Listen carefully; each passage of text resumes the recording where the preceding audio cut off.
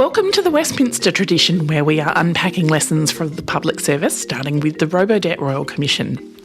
My name is Alison Lloyd-Wright. I'm on Kaurna land, and joining me today are two fellow recovering public servants, Caroline Crows-Barlow. Hello, Alison. And from Good Government Advisory, Danielle Elston. Hello, Alison. Today is our second Ask Us Anything episode, and we're going to be focused on questions we've received around culture, as well as around integrity organisations. So are you ready to get into it? Let's go.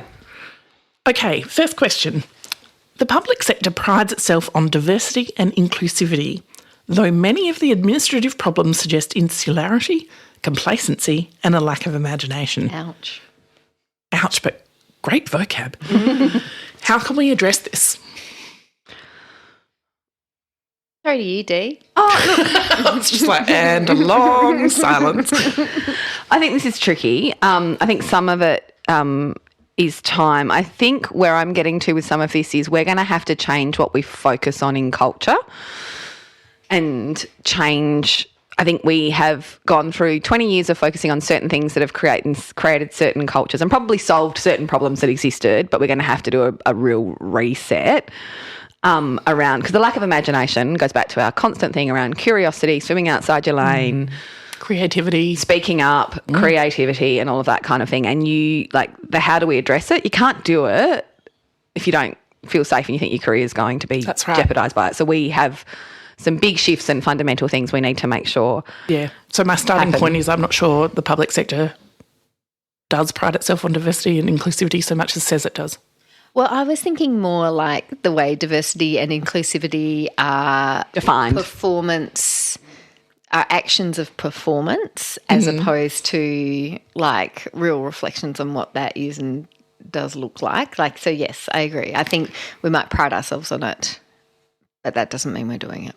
We like to talk about it. We like to talk about it, but what's the opposite of mainstream? Segregate it out into being an HR thing to do and report on. I recall telling a group of male leaders that it was not good enough that there were no women except me in that room. There were things they could have done about that. They could have each invited their deputies, almost all of whom were women. But they didn't. No. Yep. Yeah. And we've all been part of that, I think, as well, in some ways, right? Or maybe I'm the only one. I feel like there are opportunities that I have missed along the way because I was thinking about ticking the box and kind of doing the right thing in the box, and then not thinking about, well, what's the reason for this? The one I'm thinking about is really good feedback that I got from a member of my team about the way in which degree requirements were excluding people. And so we removed the degree requirement for a particular set of roles which were more likely to go for that particular group of people.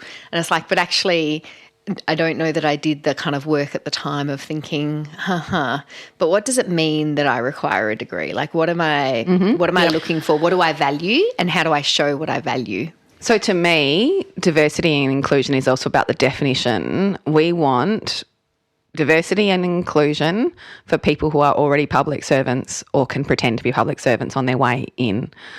What we don't want is to go and find outside our box. What we are unwilling to do as a service. Yes, is to go and look outside our diversity and inclusion box for people who will start with us and won't immediately feel included because they may speak differently, and I don't mean necessarily accent. I mean we talk like robots a lot of the time and we don't use plain English.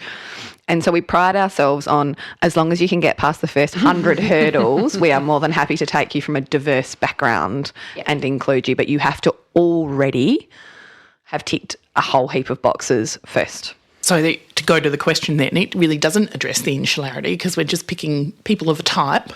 Yeah. All right, next question. Do you think People Matters will start being taken more seriously rather than a tick box exercise? No. So, yes, I do. That was a bit glib because it was given the findings in Robodebt that I found really interesting at the end of that question that was there. And the reason for that is the questions that are asked are deliberately not about the work. The question, again, different sectors, not everyone's questions are the same. Well, they often fall out of like 3 different models and all of that kind of thing, so they can be internationally compared and we can compare ourselves to banks. I'm sorry. Are we specifically talking about People Matters survey type? Yeah. Yeah, right. Yeah. Like, and I work for whatever. Government. Yep. And so they come out of like 3 models so that we can compare ourselves to the culture of a bank, which I'm not sure that's particularly helpful, to be firstly. And they're not really about the work. So this thing about like, will CEs go and look at them and find more robo-debts?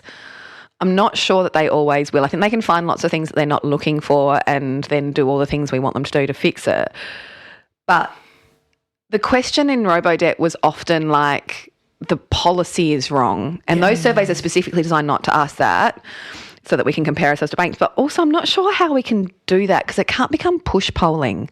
Like, it can't become like how many people in this organisation want 1,000 gigalitres of water in the Murray, or like it's this balance between trying to flush out how people are operating with the work, not just as in whether they're being bullied.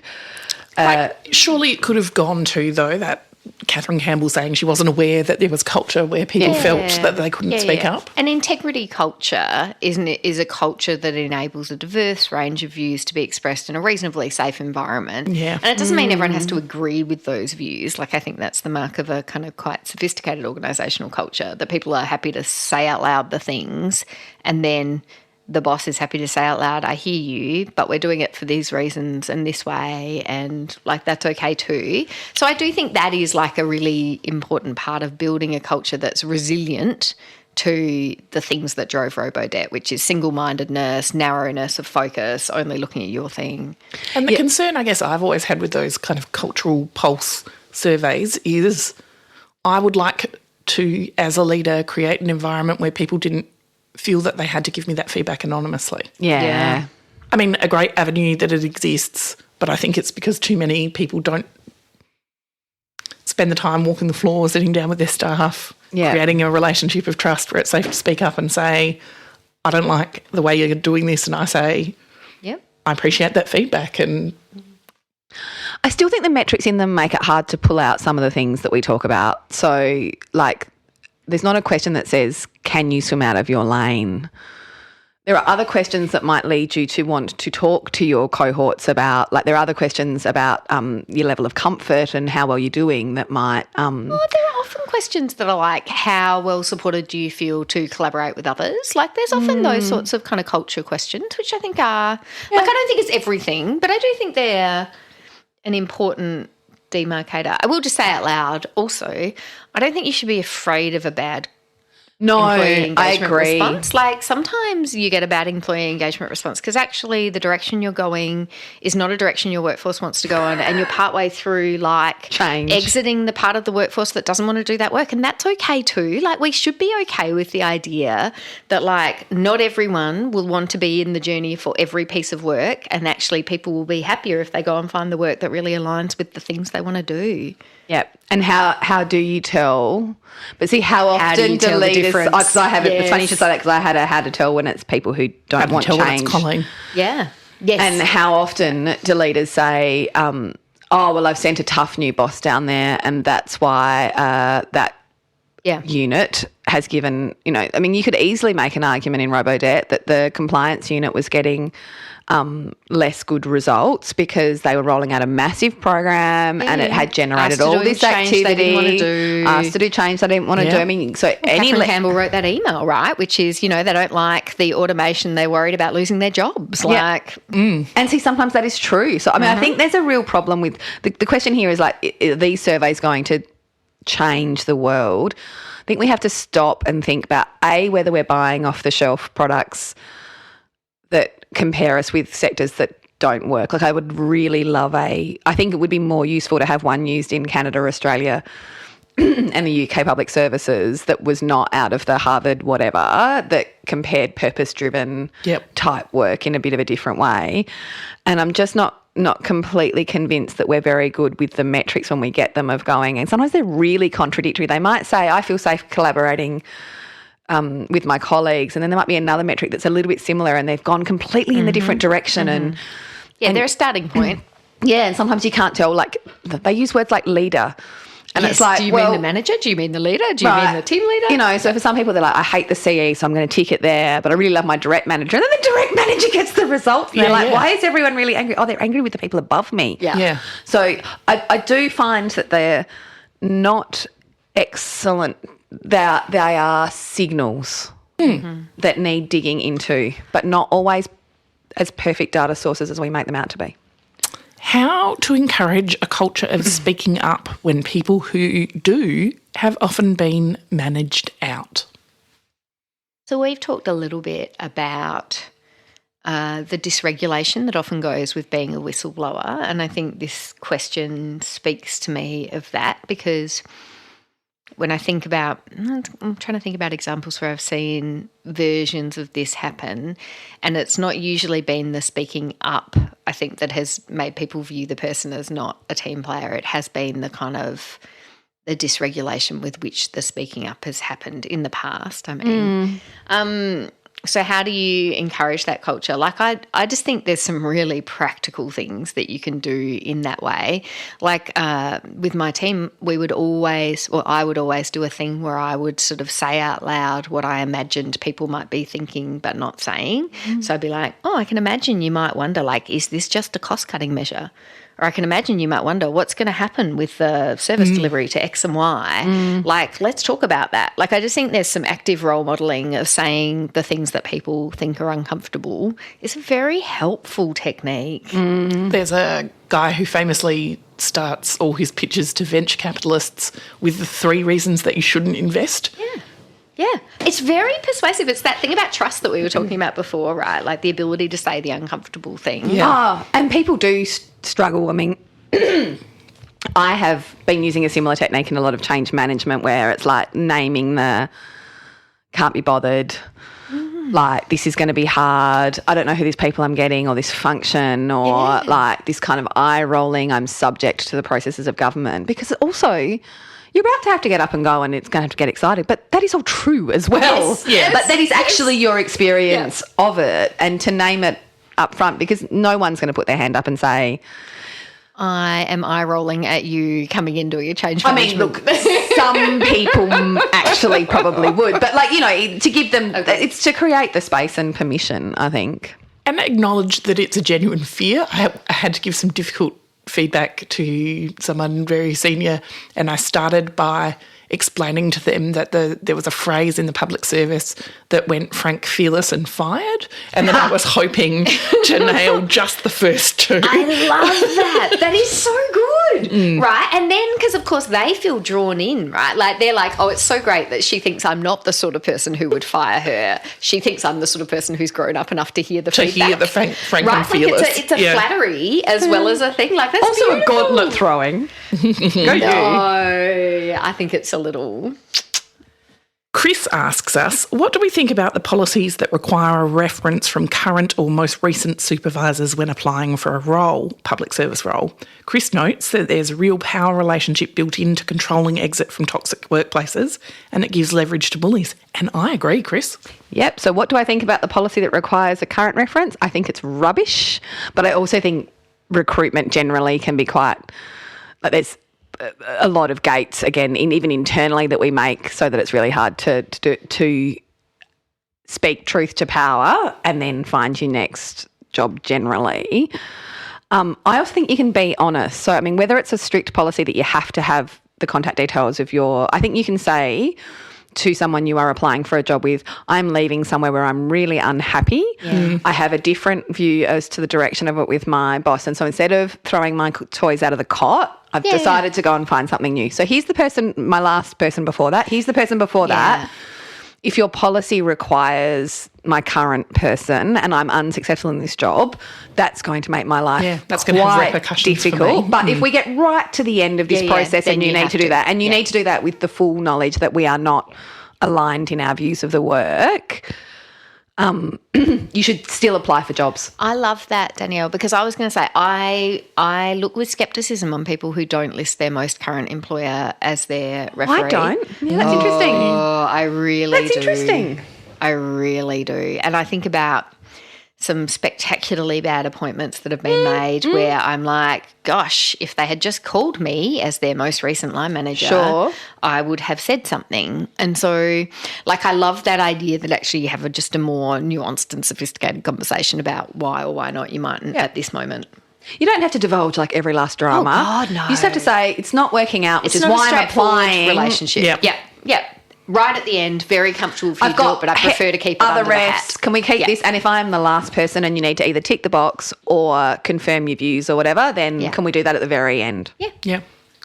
I mean, I do have some broader issues with how the public sector does recruitment, which would probably fill a whole episode. Me too. I think we should do that. Equally, I don't know if it's like democracy insofar as it's an imperfect system, but it's the best we've got. Interesting. Okay, some questions about integrity. If the Commonwealth Ombudsman was a regulator, would you say it was captured by industry? Appreciate they need to manage relationships carefully to encourage voluntary compliance with their own motion findings, but how might the Ombudsman have struck a better balance between engagement and challenge here in Robodebt? I mean, I think it's a really interesting question. And I mean, I think you could say in this particular instance they were captured, but I would not say in general that they were captured. And it wasn't actually the whole of the Ombudsman, it was just the particular boss who found it challenging to hear the advice from the more junior people in the team. But it is something that I keep turning over and over in my mind. I think there's something there. Yeah, I think there's something there as well, but particularly around volume and judgment in the sense that collegiate process does actually work a lot of the time. Good regulation, right? Like, they go and ask you say, here's the documents, here's the thing, and they say, look, it's certainly not massively problematic, but you guys really need to tighten your whatever. And so I think that works a lot of the time, which is the other problem. And you would not want a world where every letter from the Ombudsman required you to go and get your 3 lawyers. Yeah. And not a world where you just provided what was required. But it is a really awesome question because if they were a regulator of something else, I think based on that evidence, I would be characterised that way. Yeah, right. Yeah. All right, next question. This is a good one. Is there a general lack of understanding around governance as it works in the public sector? The principles of good governance, etc. Are there resources we can be sharing across the public service and avenues that apply to public service staff to call out issues in a more formal way? There must be Colleens in every department, but do they know where to get their message out? In fact, this is a recommendation of the recently released Australian Public Service Commission Task Force report into Robodebt, where they talked about the need for ensuring an additional line of integrity reporting for things that fall below our threshold of what might come into a kind of public interest disclosure or a work health safety thing around bullying. Like, how do you get that feedback? The thing about the lack of understanding around governance, I think it is extremely widespread that people use the word governance and are unclear about what they mean about it. And it's a good way of pushing away conversations like, oh, well, of course, good governance, we just won't include that in that. And you're like, what? I don't really know. Yeah. Yep. So is that a gap in training offerings, do you think? How do we build out that better understanding of what is good governance? I think there's a question around that in a second around ethical dilemmas as well. I think the danger of this one and the danger of that recommendation is please do not create any more oversight bodies. Not because I am not deeply passionate about proper oversight of public sector work, just because... I don't think it's an absence of oversight, though. No. I think it's an absence of clear understanding about what we mean by governance, what good governance looks like. Yes. And because so much of the training that we deliver to public servants is very occupationally specific. Yes. Yeah, and quite transactional and codified. Like there's something for me about like how people think governance is the rules. Yeah. Governance isn't the rules. It's like an appropriate framework for making a decision, being clear about who is, like it's about understanding the framework within which things happen. That's harder. And I think we've said this before. I've certainly said this before. I think there's also a kind of fear about saying out loud, I don't know what good governance looks like in this circumstance. Could we have a chat about it? Yeah. Like I think we find it hard to talk about those things sometimes. But we're also back to that it's not black and white thing. So if we do jump to the bit about what is the training that gets you past that or improves that, so if you include on an integrity but also ethical dilemmas, I think like you have to work through case studies. Like there is no slide deck. This is about talking about judgment, talking about authorising environment, lining up your budget with your legal, with your policy, with your minister, with your whatever other integrity, good policy, as it turns out, from the ACPSC report, ASCPC report. Like you now have these things and you have to tick all your boxes to check it, but you need to work with people and kind of kick it around and check which side of lines you're on. Yeah. There is no deck that delivers that. No module. There's no online training ethical model. I think we are in danger of quizzing out ethics, and there is we have to teach people to think. Well, but also give them the people to have those discussions with. So I think some of the loveliest feedback we received is that people find this podcast like more useful professional development than some of the other things they have been sent to. And it's free. And doesn't cost the government a penny. But I think the benefit of it for us is we've had each other to have those conversations with at various moments in our careers where we've been confronted with what felt like it might be an ethical dilemma or a governance question. You need to find people who are willing to have those conversations with you as well. I really love that. Find your people, find your nerds. What are some lessons for us in terms of working with integrity agencies, particularly when they come asking questions? Because it feels, I naturally feel defensive. Yeah. My natural posture. That. It's like driving past the police and being sure. Even though you're stone cold sober that you're about to be RBT'd. Under the speed limit, never taken drugs, and you're like, what have I done wrong? Yeah. I was behind the police horses getting my daughter from work last night, and I was like,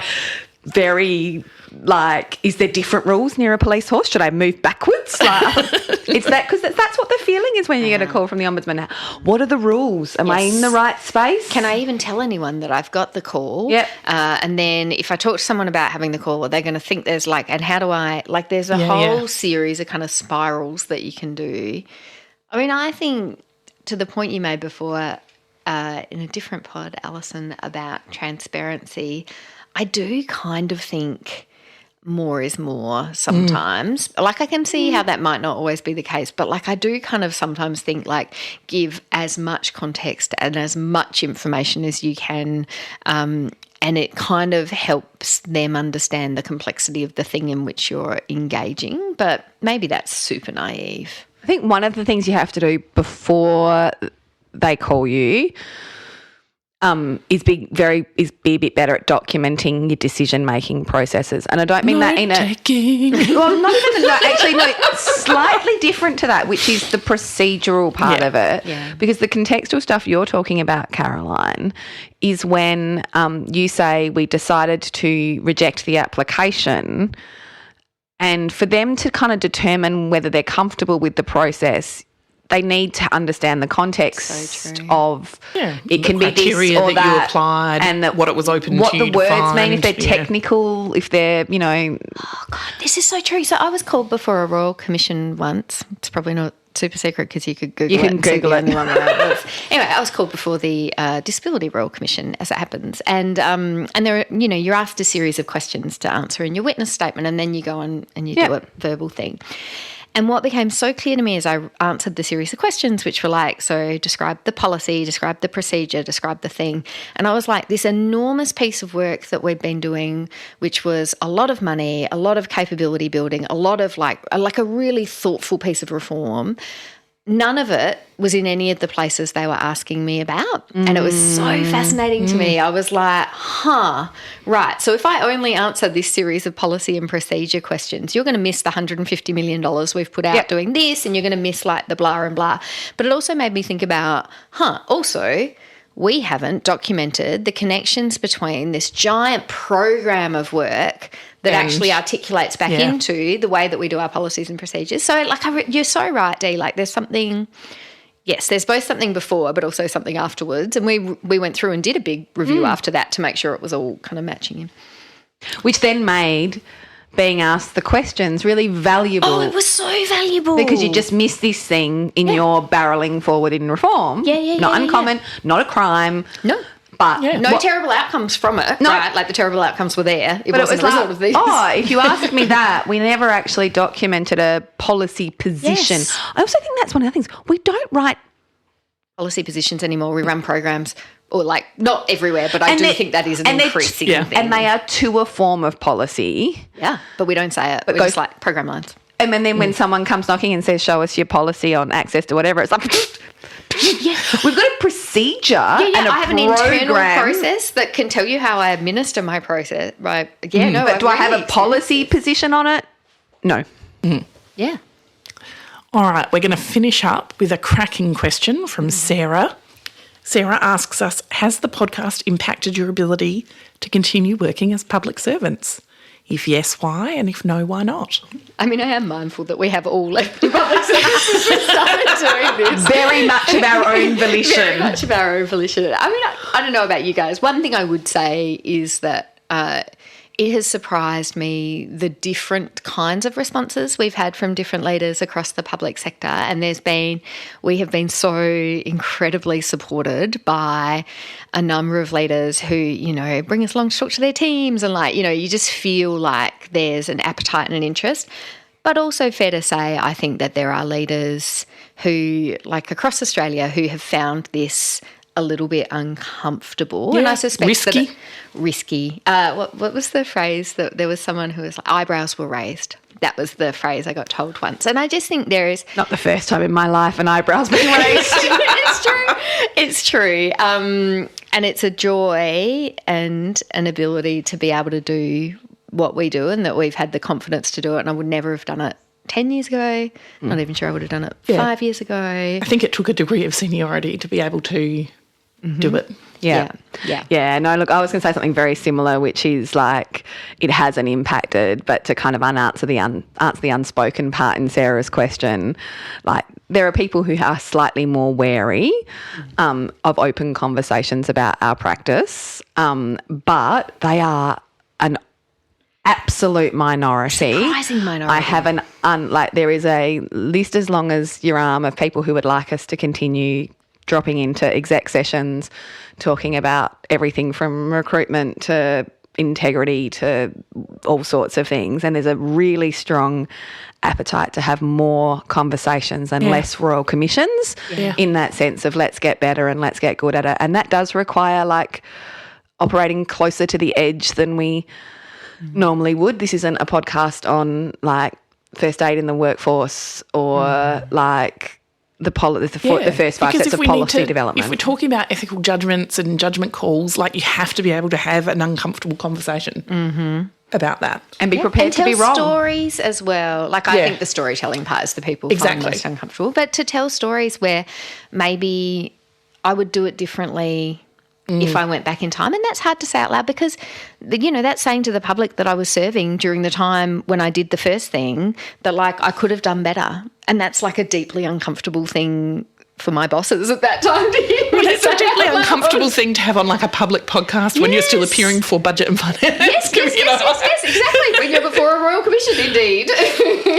I guess for me, it's not so much the podcast, but the process of listening to a lot of the evidence be given in the actual Royal Commission was like quite depressing and demoralising in some ways around realising how easily I could have been a part of something like Robodebt and how much of what people were saying in terms of the evidence they were giving about how it came about and why it came about and who tried to speak up and when they did and what happened to them felt familiar to me. I did find that a little challenging to reflect on. Yeah. Any final thoughts? My final thought is that I have never felt more energised by the change makers in the services from Kununurra to Melbourne to Weipa to Hobart.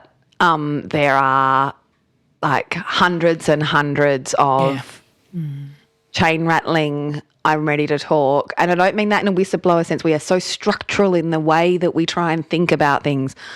I'm ready to think bigger. I'm ready to learn. I'm ready to accept that I once made a decision that with everything I've learned since, I probably would have made a different one. Yeah. And that doesn't make me bad. It just means that I'm getting better and better at this craft because this is an actual craft and I need to continue to get better at it. So I am very energised by the commitment inside the services to working on this and continuing to have these conversations even when they make like your skin crawl a little bit and you feel a little bit exposed. So I think it's a good thing and it certainly hasn't in any way impeded the work that I do. That gave me chills. Excellent. Till next time. Just some appropriately bureaucratic disclaimers. While we've tried to be as thorough in our research as busy full-time jobs and lives allow, we definitely don't guarantee that we've got all the details right. Please feel free to email us corrections, episode suggestions or anything else at thewestminstertraditionpod@gmail.com. Thanks to Pampot Audio for our intro and outro music. Till next time.